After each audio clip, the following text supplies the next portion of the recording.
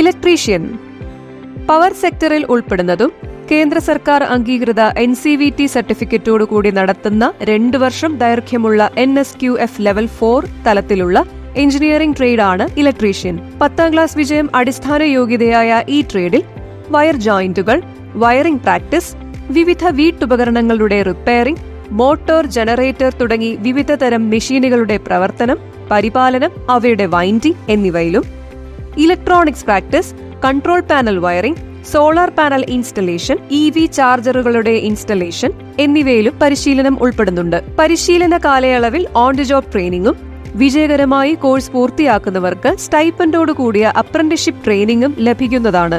ഇന്ത്യയിലും വിദേശത്തും അനുദിനം വളർന്നുകൊണ്ടിരിക്കുന്ന പവർ സെക്ടറിൽ ഒട്ടേറെ തൊഴിൽ സാധ്യതകളാണുള്ളത്. ഇലക്ട്രീഷ്യൻ ട്രേഡിൽ വിജയകരമായി പരിശീലനം പൂർത്തിയാക്കുന്നവർക്ക് കേന്ദ്ര, സംസ്ഥാന സർക്കാർ, പൊതുമേഖലാ സ്ഥാപനങ്ങളിലും വിവിധ സ്വകാര്യ സ്ഥാപനങ്ങളിലും ധാരാളം തൊഴിലവസരങ്ങളുണ്ട്.